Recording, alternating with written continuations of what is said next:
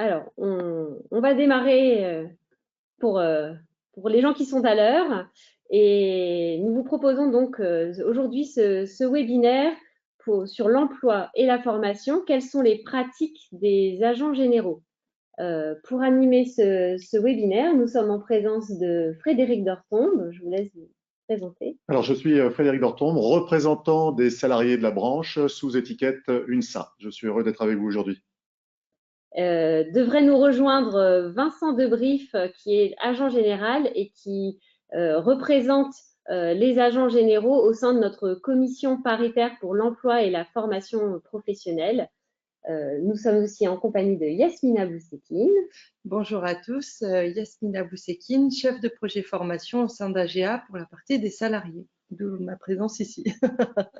Et moi-même, Karine Riqueboer, responsable du pôle emploi, formation et recrutement au sein d'AGA.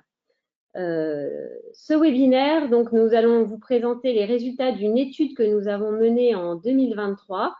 De votre côté, vous avez la possibilité de nous poser les questions au fur et à mesure que nous vous présentons ces résultats, et on essaiera d'y répondre dans la mesure du possible en direct.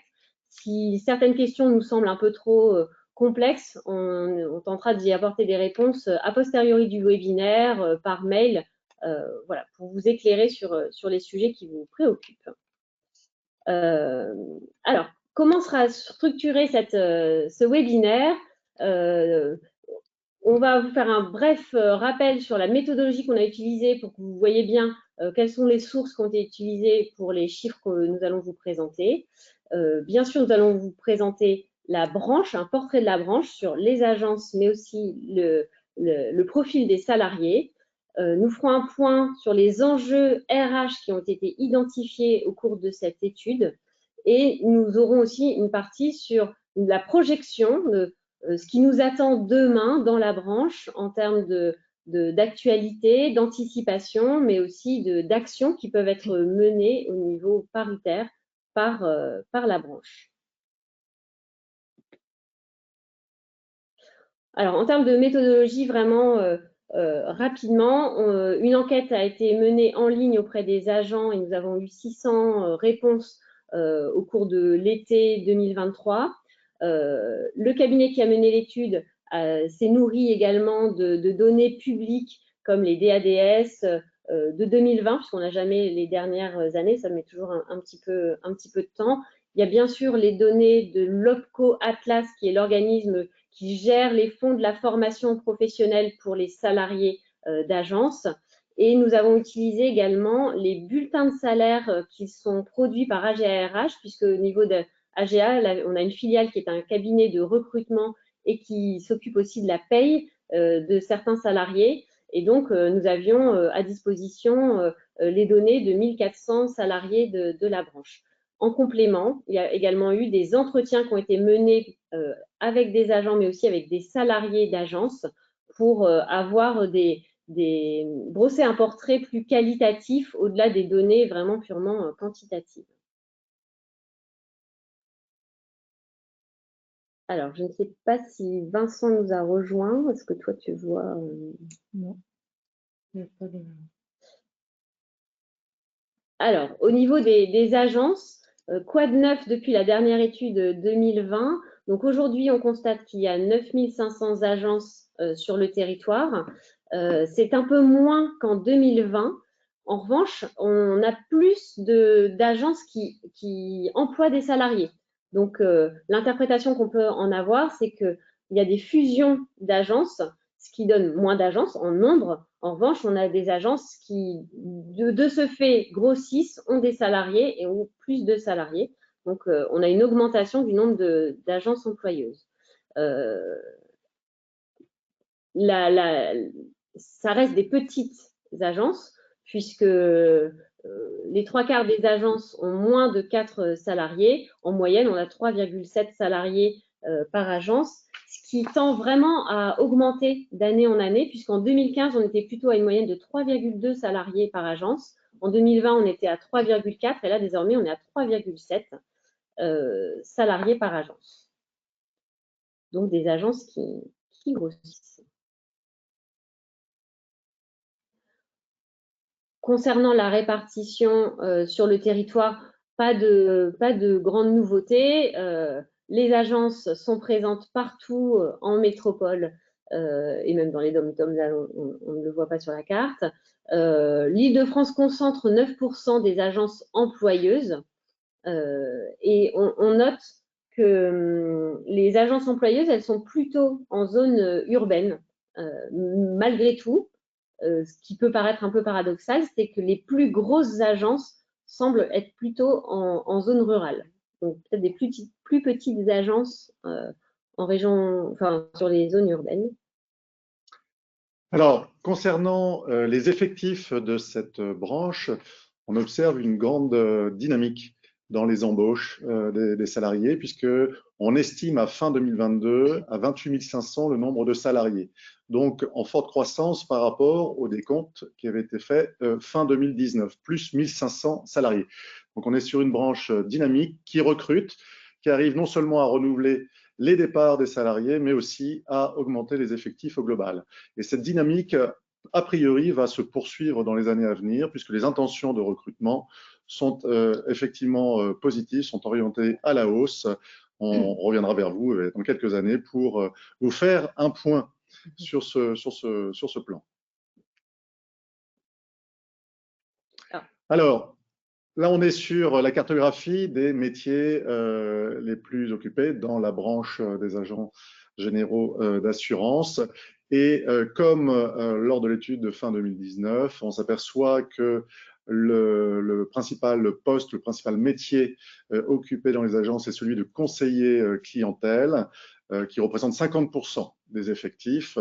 Et puis vient en deuxième position les gestionnaires en assurance, avec 25%, en légère baisse par rapport à l'étude précédente.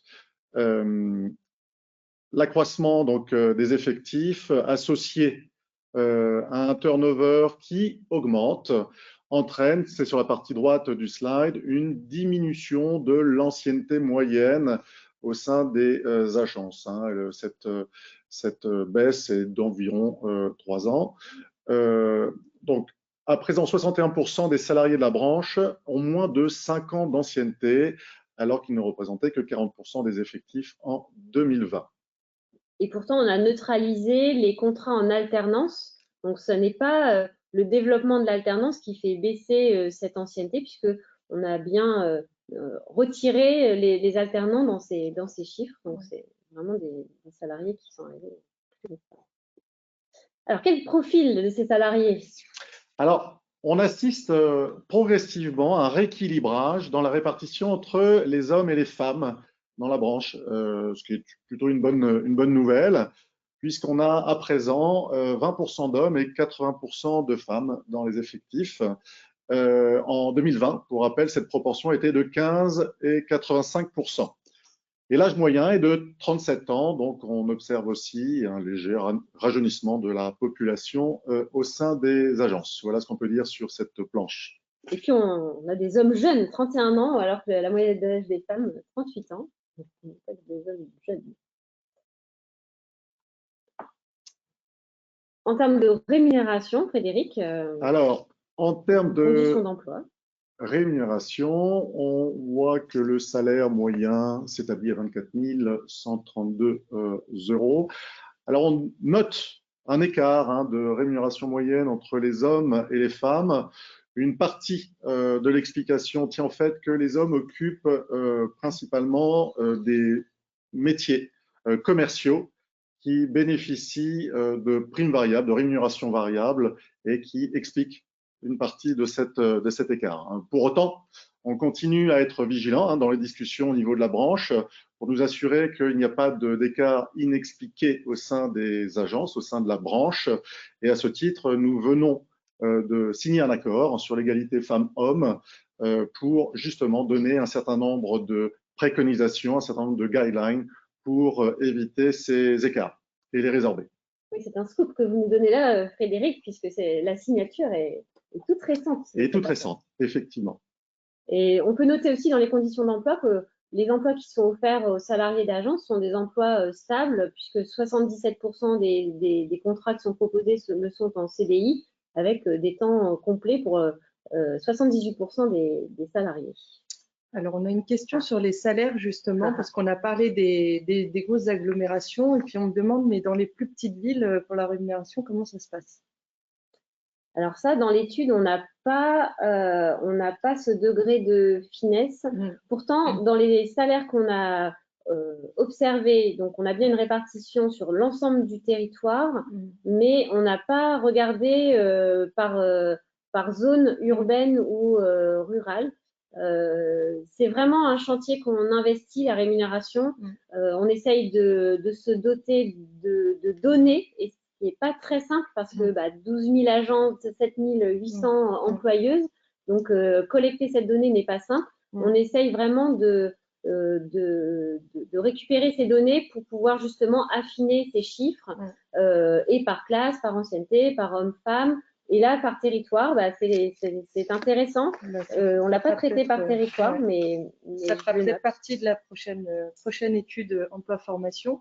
Et on me demande, mais du coup, dans une grosse ville comme Paris, est-ce que c'est plus la rémunération? On n'a pas fait l'étude par territoire. Ouais. Donc, bonne idée. Hein, donc, on se posera la question. Alors, je me permets d'intervenir. Hein, ce sont forcément des questions qu'on se pose aussi en tant que représentant des salariés. Et c'est des choses, effectivement, qu'on met sur la table des discussions. Comme l'a dit Karine, effectivement, on a une particularité dans cette branche, c'est qu'on a un morcellement des entreprises. Donc, il est très compliqué de récupérer l'information pour l'exploiter, l'analyser. Donc, ces études qu'on mène tous les 3-4 ans permettent d'avoir une vision. Elle ne nous permet pas encore, effectivement, d'avoir cette finesse permettant de répondre notamment à cette question-là et nous assurer qu'effectivement, il n'y a pas des écarts trop importants, Paris, province ou rural, urbain, par exemple. Mais c'est des choses sur lesquelles on travaille, on remet effectivement régulièrement ce sujet sur la table pour tenter de faire parler les chiffres et toutes les données qui remontent à droite ou à gauche. Voilà. Ce qu'on avait analysé, mais ça ne répond pas à votre question, mais c'est le fait que les rémunérations effectives, en tout cas, sont supérieures aux minima qui ont été déterminés dans la convention collective. Donc ça, on a bien par classe, par homme-femme, on voit que les rémunérations sont supérieures aux minima, mais c'est vrai qu'on n'a pas, on n'est pas descendu à un niveau aussi fin que le niveau du territoire, mais je l'ai noté. Tout dépend de la quantité de données qu'on a, parce que moins on a de données et moins les chiffres sont représentatifs. Donc, il y a toujours ce point de vigilance à avoir. Il y a un micro. Il y a Vincent qui est arrivé. Ah, ouais, voilà. Je vous vois pas, mais je vous entends. Ah, il y a pas de mal. Si Vincent nous avoir. Voilà, c'est bon. C'est parti. Présente-toi rapidement pour les spectateurs. Oui, alors moi je suis Vincent Lebrit, je suis agent général à Lille et donc je suis membre des commissions au sein de l'AGA. Voilà, je participe à toutes ces réunions et je suis donc là pour vous dispenser éventuellement, vous informer de tout ce que nous pouvons faire en lien donc avec Karine, Frédéric, tous les membres qui sont présents. Voilà. Je vous entends plus. Si, pardon, c'est juste, on avait une question logistique avec l'affichage de l'écran. Ouais. Alors, dans cette étude, nous avons aussi questionné les enjeux les plus importants dans les agences. Alors, pas de grosses surprises, mais les 3 enjeux principaux que nous avons identifiés, c'est la formation des salariés, en premier enjeu. Un deuxième enjeu qui était autour de l'encadrement, le management des salariés, qui est plutôt quelque chose d'un peu nouveau ou qui prend en tout cas plus d'ampleur, on va y revenir. Et le recrutement de nouveaux salariés. Donc, c'est 3 enjeux principaux. Sur la formation des salariés, ce qu'on peut dire, il y a quand même une bonne nouvelle, c'est que 99,5% des agences ont formé au moins un salarié en 2022. Alors ce chiffre, il est plaisant, mais il n'est pas non plus très étonnant dans la mesure où dans notre secteur, nous avons une obligation liée à la directive de distribution de l'assurance. Donc, c'est logique, c'est même, on pourrait dire, c'est bizarre qu'il n'y ait pas 100%.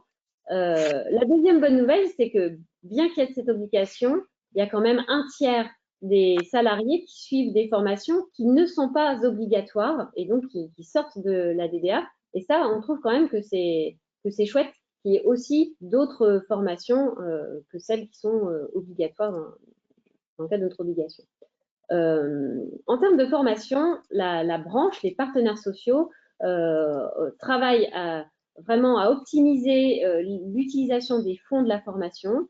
Parmi les priorités qu'on a mises en œuvre déjà depuis des années, c'est le fait de pouvoir offrir aux salariés des agences un catalogue dédié, un catalogue de branches, des formations spécifiques pour les salariés d'agence. Ce catalogue, vous le connaissez sous le nom de Cap Compétences. Et donc, il y a bien 71% des formations qui sont suivies par les salariés et qui ont bénéficié d'un financement. On essaye de coupler les deux, proposer une offre de formation, mais qu'elle puisse être prise en charge dans les meilleures conditions possibles. Ce qu'on note, c'est que en 2022, en tout cas, 30%, quasiment 30% des agents ont cofinancé ces formations pour pouvoir offrir des formations et professionnaliser les salariés des agences. Ce qu'on note aussi, c'est que en parallèle de cette offre de formation qui est construite par la branche au travers de Cap Compétences, les agences font également appel aux formations qui sont délivrées par les compagnies et 2/3 des salariés ont bénéficié d'une formation délivrée par les compagnies d'assurance. On peut dire, Karine, en complément, c'est que les agents sont assez mobilisés évidemment sur la formation. Alors évidemment, il y a les dispositifs d'obligation via la DDA, mais d'une manière assez large, en fait, on sent bien que ça va beaucoup plus loin que la simple obligation. Tout à fait. Alors, quand on parle de formation, on peut parler d'alternance aussi. C'est un énorme chantier. Oui, pour nous. Ce qu'on peut dire sur l'alternance, c'est depuis 2020, on assiste à une croissance continue du nombre de contrats en alternance. Comparé à la taille de la branche, on est tout le temps plébiscité par l'OPCO Atlas notamment, qui nous félicite, malgré la taille de nos agences, de nos entreprises, de continuer à aller chercher des jeunes pour les former et pour les aider à entrer dans la vie active plus facilement. Donc, vous voyez, 2020, on comptait 1940 contrats en alternance. Et puis en 2022, on est monté à 2872 contrats en alternance. Je vais me permettre de faire une parenthèse sur l'aide de l'État qui effectivement est supprimée pour les contrats de professionnalisation. Mais l'alternance, les contrats d'apprentissage continuent. L'aide est toujours de 6 000 € et tous les agents qui enregistrent un contrat cette année verront leur l'aide versée pour leurs alternants.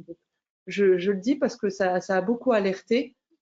Et puis n'oubliez pas non plus que la branche, la fédération vous accompagne dans ces embauches. Et l'école aussi. Vous avez des ateliers qui sont mis en place avec les alternants, mais aussi pour coacher les entreprises, les agents, pour accompagner dans le rôle de tuteur, parce que recruter un collaborateur et recruter un alternant, ça n'est pas la même chose. Vous avez même quelque chose qui vous encourage, et je le redis aujourd'hui, parce que c'est pas toujours su par les agents. À partir du moment où vous suivez une formation de tuteur qui va de 7 à 35 heures complètement prise en charge par l'OPCO Atlas, ça vous déclenche une aide de 230 € par mois pendant 6 mois.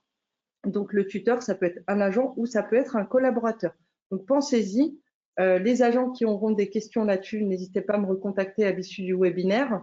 Donc c'est quelque chose qui est encourageant, mais c'est surtout quelque chose qui vous permet de démystifier ce rôle du tuteur et de savoir est-ce que je suis apte à le faire, peut-être qu'il y a des choses que je ne sais pas. Donc voilà, n'hésitez pas à nous contacter à ce sujet. Et c'est vrai que c'est une exception parce que l'OPCO Atlas finance les formations pour les salariés d'agence, mais dans le cadre de l'apprentissage ou des contrats de professionnalisation, si vous suivez une formation, c'est quand même l'OPCO Atlas qui peut prendre en charge pour les agents généraux. Ça peut aussi être un salarié de votre agence que vous missionnez pour avoir cette casquette de tuteur qui peut aussi servir lors de l'intégration de nouveaux salariés. Tout à fait. Il y a un agent qui me dit qu'on ne nous entend plus. Est-ce que c'est le cas de tout le monde le micro est fermé. Oui, mais parce que moi, on vous entend très bien, pas de souci. Ok, très bien. Bon, merci. Merci. Ok, super, merci. On me dit dans l'oreillette, on nous dit. Très bien. L'autre petite info, c'est vrai que, donc, tu l'as dit, Yasmina, suppression de l'aide, mais uniquement de l'aide à l'embauche, uniquement pour les contrats de professionnalisation. Donc, pas de panique, les contrats d'apprentissage sont maintenus, l'aide pour les contrats d'apprentissage est bien maintenue. Mais il y a quand même une tendance à réduire les investissements pour les contrats en alternance. Et ça s'applique aussi, on voit sur la deuxième partie de la slide que une partie des certifications qui sont visées par les alternants sont des Bac+3, Bac+4, voire même des Bac+5, ce qui représente plus de la moitié des diplômes visés. Et pour le coup, on a de nouveau des injonctions de l'État de diminution, de prise en charge sur les diplômes qui viseraient un niveau supérieur au Bac+2. Donc, tout ce qui est BTS, en contrat d'apprentissage, les coûts pris en charge par les OPCO ne seront pas affectés. En revanche, si vous embauchez un apprenti pour un bachelor, pour une licence professionnelle ou au-delà, les coûts sont réduits, les coûts de prise en charge sont réduits. Dans certains CFA, par exemple, il y a déjà des restes à charge qui sont facturés aux employeurs. Voilà, on subit ces politiques-là. Et on n'a pas beaucoup la main. On essaye vraiment au niveau de la branche de minimiser les impacts pour les agences et pour les salariés en essayant de vraiment être sur la tranche la plus haute qui nous est tolérée, mais on a une main réduite sur ces facteurs. Je vais juste faire une petite conclusion sur l'alternance, en tout cas sur les contrats d'apprentissage concernant les personnes en situation de handicap. Là, on a parlé du contrat de pro avec l'histoire de l'âge. Pour les personnes en situation de handicap, les critères sont différents. Donc, si vous prévoyez de prendre un alternant en situation de handicap, revenez vers nous. L'OPCO Atlas vous accompagne sur les conditions pour déclencher l'aide. Donc, ça n'est pas les mêmes que les aides classiques. Donc, voilà, faut pas que ça vous freine en tout cas. Alors, le deuxième enjeu qui avait été identifié dans les niveaux des enjeux RH, c'était un enjeu au niveau du management. Vincent, tu veux nous en dire un petit peu plus sur cet enjeu-là? Alors, l'enjeu du management est évident, c'est un enjeu très, très important puisqu'on a quand même 7800 agences qui sont employeuses. Et donc, évidemment, manager ces équipes est un élément qui est fortement ressenti par l'ensemble et qui globalement se retrouve bien mis dans l'enquête, puisqu'il y a une augmentation de cette notion d'encadrement comme un enjeu important qui a augmenté de 3% entre 2020 et 2022.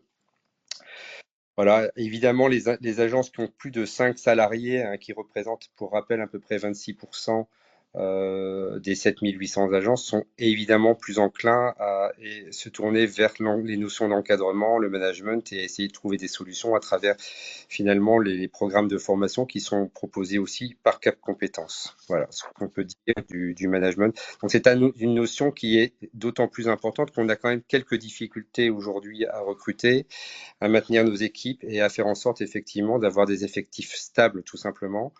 Et on en vient à la slide suivante d'ailleurs sur la partie recrutement. Voilà, donc évidemment le recrutement est un élément important et aussi prépondérant pour nous puisque on a été, et comme toutes les branches, on a été en difficulté et nous sommes régulièrement en difficulté dans ces domaines. C'est vrai que si on regarde les métiers qu'on nous recrutons le plus, à 49% des métiers qui sont plutôt des conseillers clientèle, 26% qui sont des gestionnaires en assurance, c'est des chargés de développement commercial pour 14%, et ensuite sont plus des métiers de logistique et délégués d'agence. Ça correspond exactement à la proportion des métiers de manière générale. Donc, les recrutements sont pile proportionnels à la typologie des métiers de la branche. Alors, les causes et les difficultés des recrutements, alors c'est essentiellement un volume de candidatures insuffisant. Donc, c'est vrai qu'on a un problème d'attractivité dans nos métiers. Donc, il faut qu'on travaille sur ce domaine-là. La compétence et l'expérience inadaptée des candidats. On a parfois des candidats qui se présentent à nous et qui ne sont pas du tout, soit qui n'ont pas la compétence tout simplement, ou ils ne sont pas évidemment adaptés par rapport à nos métiers. Le manque d'attractivité, je l'ai dit, j'en ai juste parlé juste un peu avant. La concurrence au sein du secteur. Voilà, c'est évident qu'il y a beaucoup aussi comme on est en difficulté sur le recrutement, certaines branches, certains acteurs débauchent, voire on a parfois je dirais, des situations de concurrence avec les banques notamment. Manque d'orientation vers les métiers de la branche. On a du mal à construire parfois des carrières pour l'ensemble de nos collaborateurs. C'est pas toujours évident.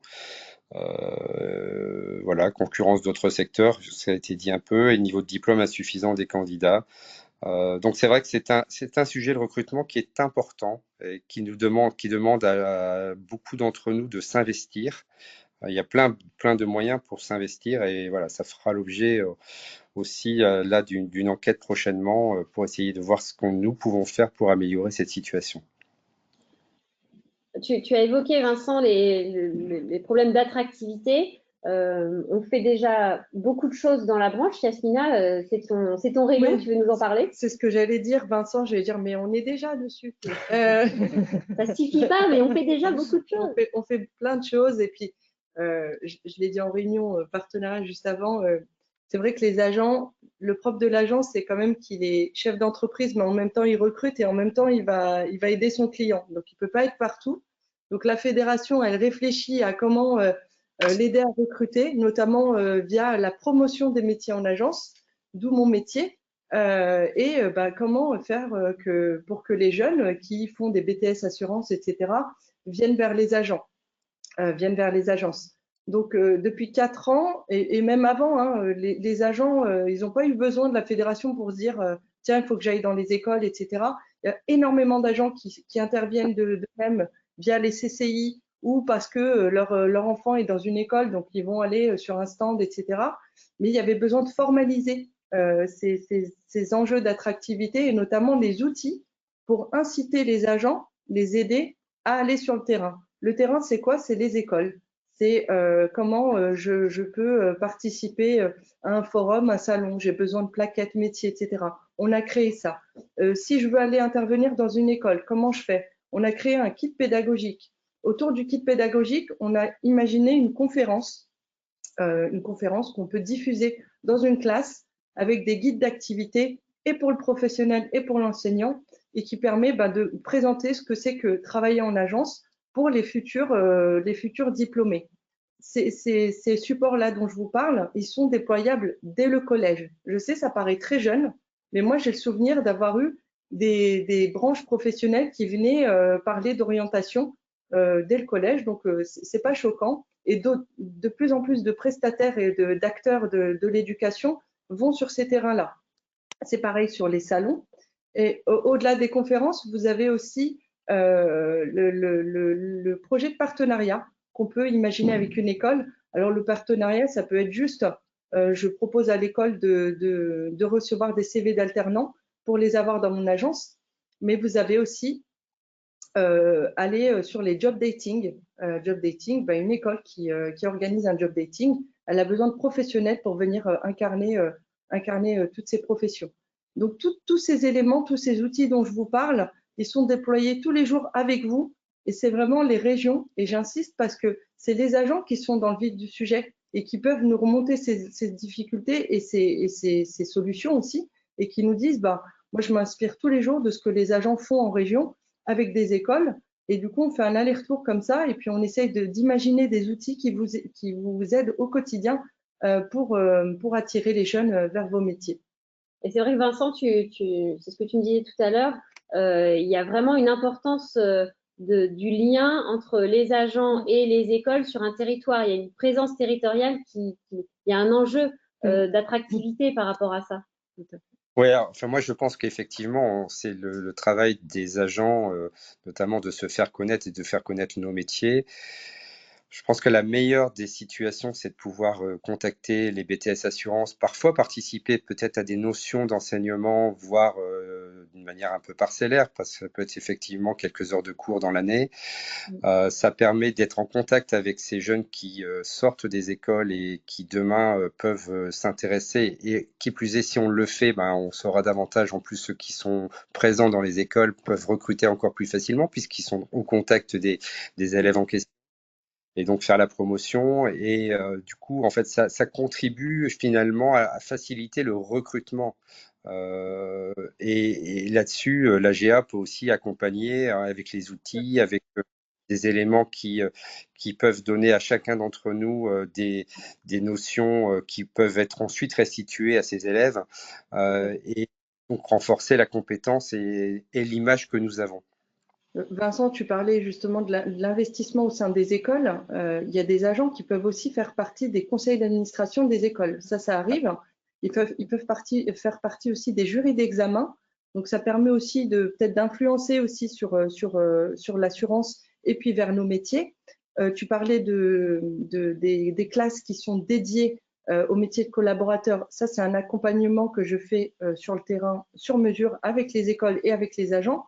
On a imaginé un process partenariat et bien en amont de ça, je vous parlais des collégiens, tout le monde a eu vent de ce que le Premier ministre, M. Attal, a annoncé sur l'importance de prendre des stagiaires. Je vous le dis parce qu'il y a beaucoup de stagiaires qui se retrouvent sur le carreau, qu'ils soient en troisième ou en seconde, toutes filières confondues. Donc j'ai imaginé à mon niveau un guide du tuteur de stage.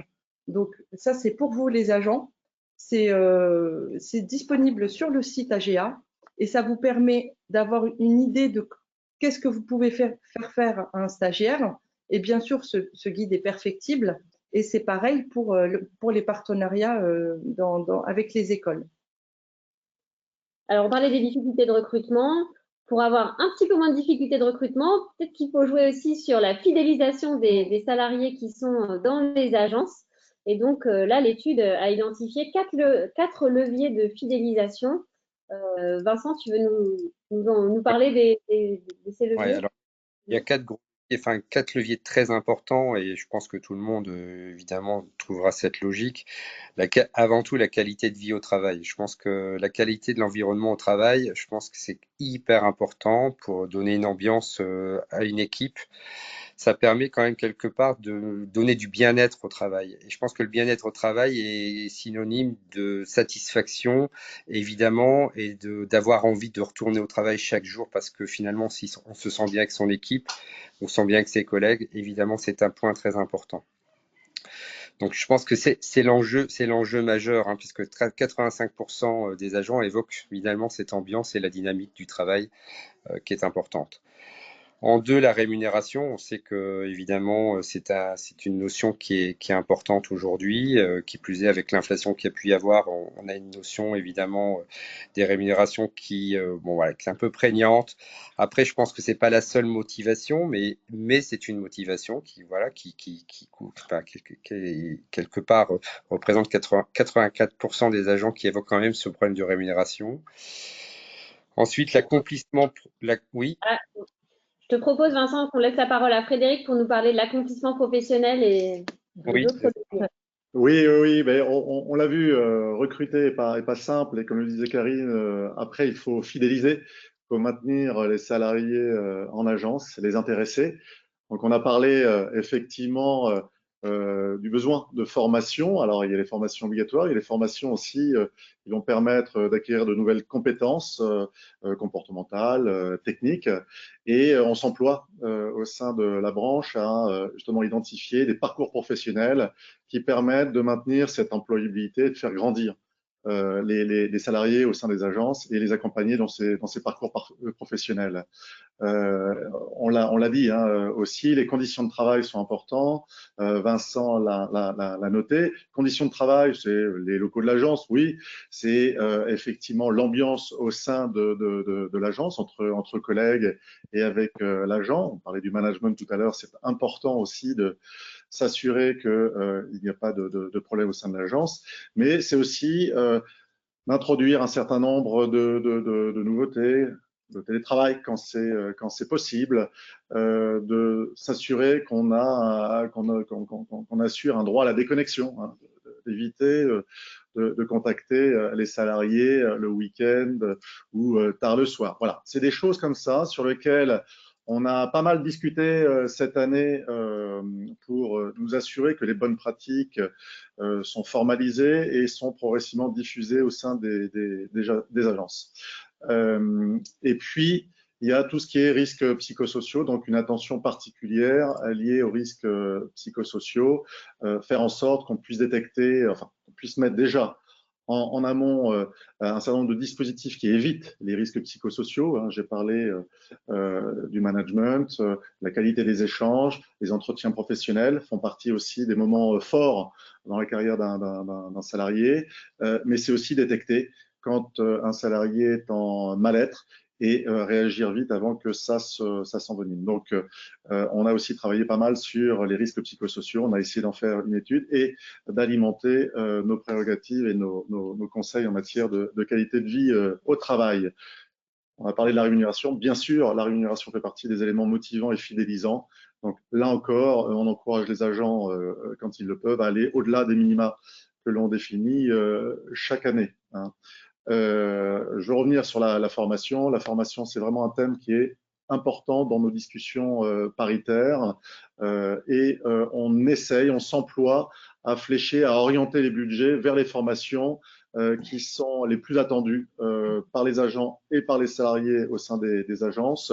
À titre d'exemple, on a dernièrement défini un budget pour justement permettre d'accompagner les nouveaux entrants au sein des agences et leur permettre d'avoir un socle de base de connaissances permettant d'être rapidement opérationnel en agence, puisque on s'est aperçu que le recrutement est très difficile. Donc, on va chercher parfois des diplômes qui ne sont pas tout à fait au cœur de ce qu'on souhaiterait, comme recrutement idéal. Eh bien, cette formation permet d'assurer ce socle de base et d'avoir des salariés qui débutent dans la branche et qui ont un niveau minimum de connaissances dans ce secteur. Et comme ce socle de formation dure 25 heures, alors que les critères de prise en charge aujourd'hui sur les formations au niveau de l'OPCO-Atlas, c'est 7 heures par an et par salarié. Là, sur ce parcours-là, il y a bien une prise en charge sur les 25 heures max du parcours. Et comme on était aussi sur un peu sur qualité de l'environnement de travail, on a aussi dédié une enveloppe aux formations qui ont un lien avec la qualité de vie au travail, gestion du stress, gestion des clients difficiles, gestion du temps, qui sortaient un peu des radars. Et donc, là, on a aussi mobilisé de l'argent pour que vous puissiez former au-delà des formations DDA, parce que ces formations-là, elles ne sont pas DDA compatibles, avoir 14 heures de prise en charge aussi sur ces thématiques-là. Donc là, on a fait des constats sur les chiffres 2022, les agences, les salariés. Mais demain, comment ça se présente les perspectives? Est-ce qu'elles sont positives ou pas? On voit que les agents se projettent plutôt dans une stagnation, une hausse des niveaux de commission à 88%. C'est une vision plus positive qu'en 2020, mais enfin 2020, quand on a mené l'enquête, si ça se trouve, on était un peu déjà dans le Covid. Donc, En 2020, 79%, seulement 79% des agents imaginaient une augmentation. Là, voilà, on est dans une vision plus pérenne, plus positive de l'avenir et avec un potentiel d'embauche très élevé puisque lorsqu'on a mené l'enquête à l'été 2023, il y avait des perspectives de recrutement à hauteur de plus de 5100 embauches en CDI ou en CDD sur les 12 mois à venir. Donc, c'est toute embauche confondue, c'est-à-dire les départs naturels, des départs en retraite, faire face au turnover, mais aussi l'accroissement d'activité des agences. Donc, c'est tout raison confondue. Mais 5000, quand on rapporte ça à une branche qui fait 28 500 salariés, c'est vraiment beaucoup. Et tout à la fois, ce qu'on peut préciser, c'est qu'il y a quand même des difficultés de recrutement. Donc, on voit bien qu'il y a finalement une volonté des agents de se développer, de continuer leur développement en renforçant leurs équipes pour mieux répondre à leurs clients, et tout à la fois une difficulté à recruter que ressentent 66% des agents. Donc, il y a un enjeu, bien évidemment, dont on se préoccupe beaucoup au sein de la fédération pour essayer d'apporter les outils et développer et pour donner les possibilités à chacun de recruter, en tout cas d'améliorer son recrutement.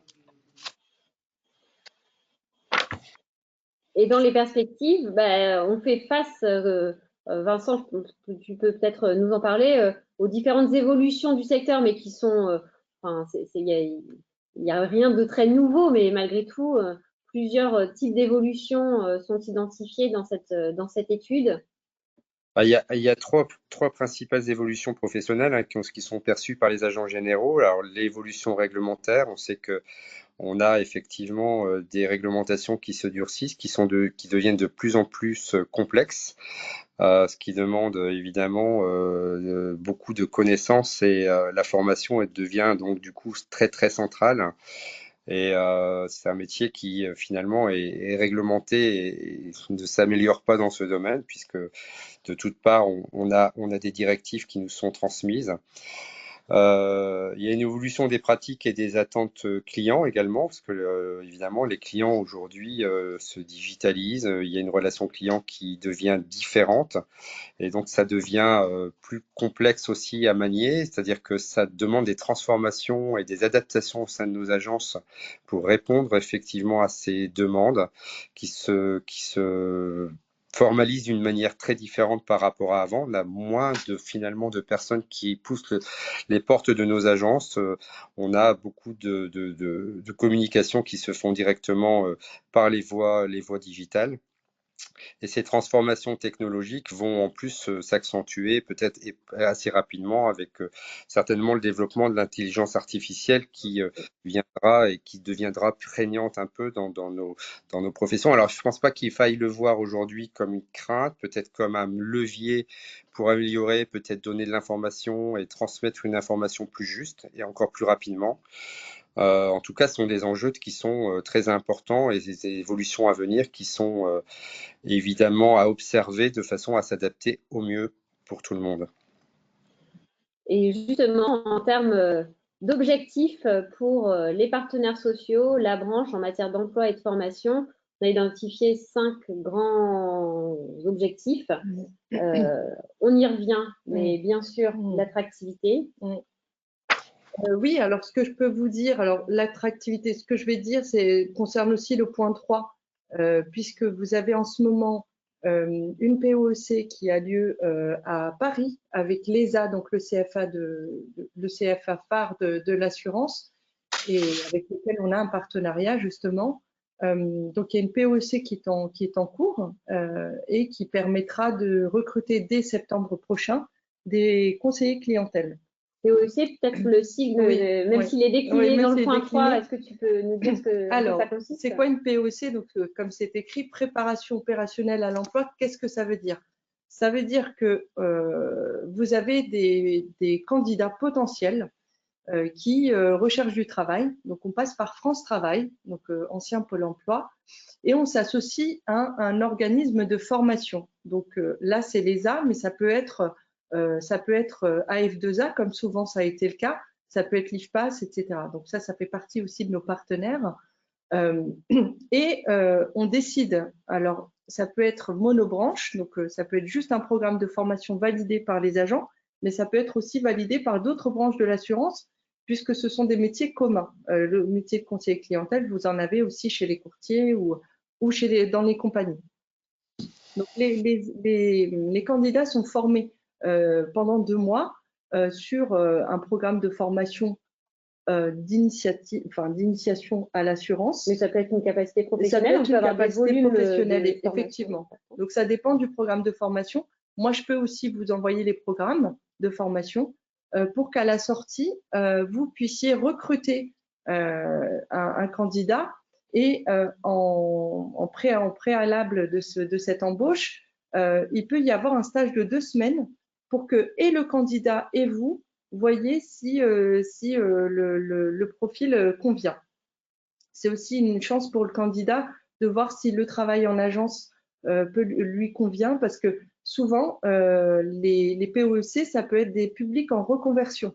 Donc tout à l'heure, on parlait beaucoup des jeunes. Je vous ai parlé des personnes en situation de handicap, mais n'oubliez pas qu'il y a le secteur du retail qui ferme énormément de points de vente. Le retail, c'est le commerce. C'est quelque chose dont vous avez besoin pour accueillir vos clients en agence. Donc, des personnes qui sortent d'enseignes comme Camailleux, etc., qui ont fermé, elles ont accueilli des clients au quotidien. Donc, ça peut être une bonne base pour intégrer, pourquoi pas, une agence générale, comme c'est déjà arrivé. Le gros avantage de la préparation opérationnelle à l'emploi, c'est que ça prépare un candidat.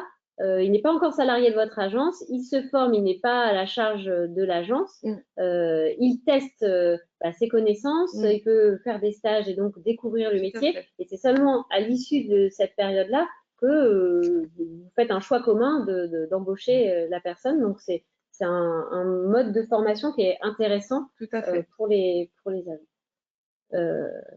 Un des objectifs, c'est également la fidélisation. La fidélisation, j'en ai longuement parlé tout à l'heure, mais on revient quand même sur le sujet parce que c'est un sujet qui va nous tenir en haleine encore pendant les années à venir et encore pendant longtemps, je pense.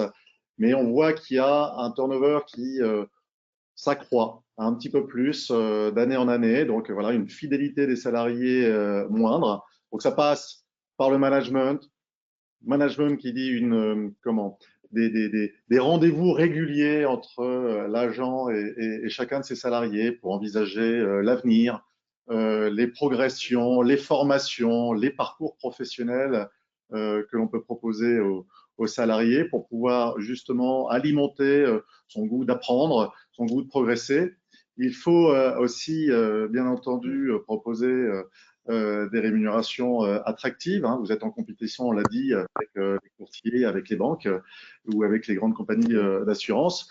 Donc, il faut justement pouvoir attirer aussi par le biais de la rémunération, mais surtout, effectivement, travailler sur tout ce qui est cadre de vie professionnelle, équilibre vie pro, vie personnelle, pour s'assurer que le salarié se sente bien, puisse complètement s'épanouir dans son travail. On est particulièrement attentif à cet aspect des choses.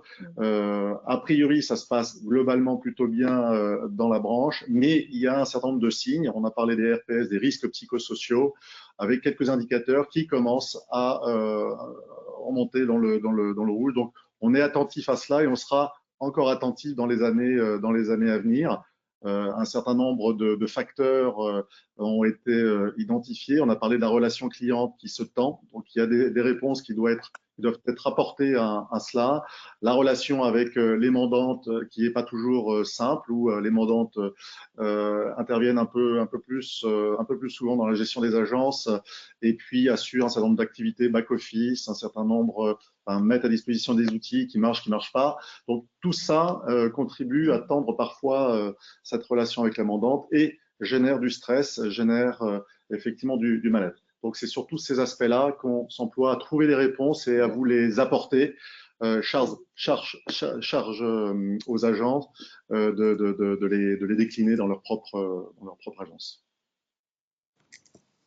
Parmi nos objectifs, nous avons aussi le fait de poursuivre la politique d'alternance, même si on sait d'ores et déjà là, en 2024 que la courbe ne sera pas aussi importante en termes de croissance comme celle d'entre 2020 et 2022. On a plutôt une stagnation du nombre de contrats en alternance et les politiques de l'emploi qu'on a déclinées tout à l'heure ne vont pas forcément nous aider à déployer encore plus l'alternance.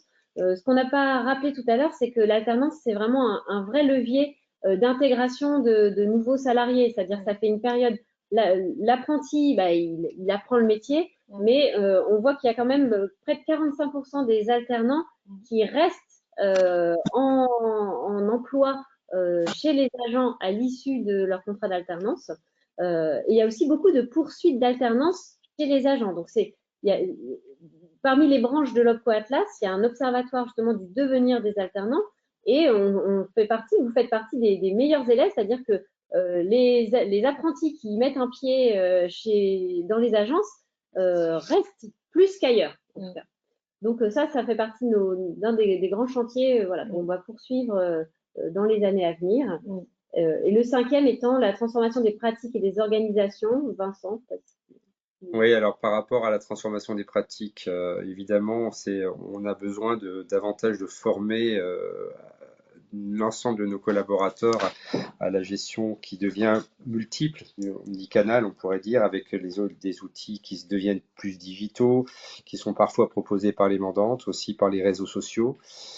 On doit faire face finalement à de multiples vecteurs de communication et ça demande quelque part de la formation, ça demande de l'attention pour l'ensemble de l'équipe et puis aussi de formaliser la façon dont on répond parfois aux questions des clients, voire parfois même à des propos qui sont pas toujours faciles sur lesquels on n'a parfois pas toujours des réponses faciles à donner. Donc c'est vrai que former nos personnels par rapport à ça, ça devient quelque chose d'important. Et puis enfin, il y a aussi former les professionnels des agences à la gestion du temps et des priorités. On sait qu'aujourd'hui, les mandantes transfèrent de plus en plus une partie administrative vers les agents.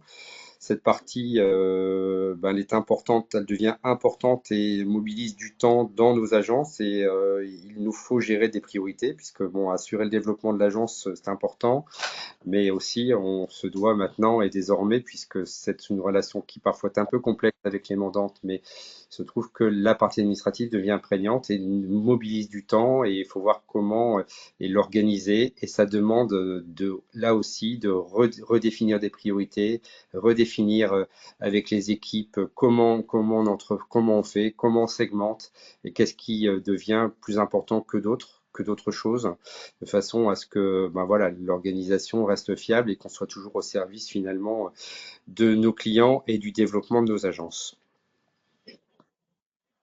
Merci Vincent, et c'est vrai que c'est ce qu'on disait tout à l'heure. On vous restitue en juin une étude dont on a déjà les prémices nous depuis quelques mois, et donc on s'est attaché dès début 2024 à flécher des fonds sur les formations qui peuvent accompagner les agences dans la gestion du temps, la gestion des priorités, avec un financement dédié. Donc là, nous avons terminé de vous restituer cette étude qui a été menée en 2023. En conclusion, on peut dire que on s'est déjà emparé donc de certains des sujets. On a beaucoup parlé des problématiques de recrutement, de turnover, et nous sommes en train de lancer au niveau de la branche une nouvelle étude justement sur les pratiques de recrutement, pouvoir identifier par quel biais les personnes arrivent dans les agences et pour nous aider à mieux cibler nos actions de communication en matière d'attractivité ou d'imaginer de nouvelles actions qui joueraient sur l'attractivité de notre secteur, de nos métiers et des agences. Et identifier celles qui ne fonctionnent pas si bien que ça finalement. Donc, oui. Parce qu'on essaye, toutes les actions qu'on vous a décrites, le but c'est comment capter les jeunes, ou en tout cas les futurs talents par les réseaux, enfin par leur réseau, c'est-à-dire les réseaux sociaux quand on en parle, parce que c'est un incontournable aujourd'hui pour capter de l'information, mais aussi comment on peut les informer plus facilement via leurs écoles, les forums, les salons, etc. On a des vidéos métiers maintenant dont vous avez peut-être déjà entendu parler, et on a fait une campagne de communication récemment qui a très très bien marché. On mesure les campagnes de communication au nombre de clics, mais au nombre de visionnages de ces vidéos en totalité, partiellement, etc. Donc on a des stats très précises qu'on publiera sur le site AGA, mais qui nous permettent de savoir si ces jeunes qui ont entre 16 et 25 ans s'intéressent à ce qu'on propose en termes de perspectives d'avenir professionnel. Merci. Oui. Tout à fait, non, mais j'étais en train de réfléchir, je me disais, bon, bah, en termes de conclusion, on peut dire aussi accueillez des alternants, accueillez des stagiaires, c'est le bon moment, on a les outils, les partenaires sociaux essayent de construire des outils pour vous accompagner au mieux dans toutes ces problématiques-là qu'on vient de balayer. Et AGA également, de son côté, produit un certain nombre d'outils. Donc, contactez-nous pour avoir connaissance de tout cela. Les POEC dont je parlais tout à l'heure, c'est avec France Travail. Ça concerne les personnes en reconversion, les jeunes et moins jeunes. Parce qu'on a beaucoup parlé des jeunes, mais il ne faut pas oublier que les futurs talents, ça concerne aussi des personnes qui ont déjà eu une carrière avant, comme beaucoup d'agents d'ailleurs. Merci à nos intervenants. Merci Frédéric. Merci à vous. Merci Vincent. Merci. Et merci à vous tous. Merci. À bientôt. À bientôt.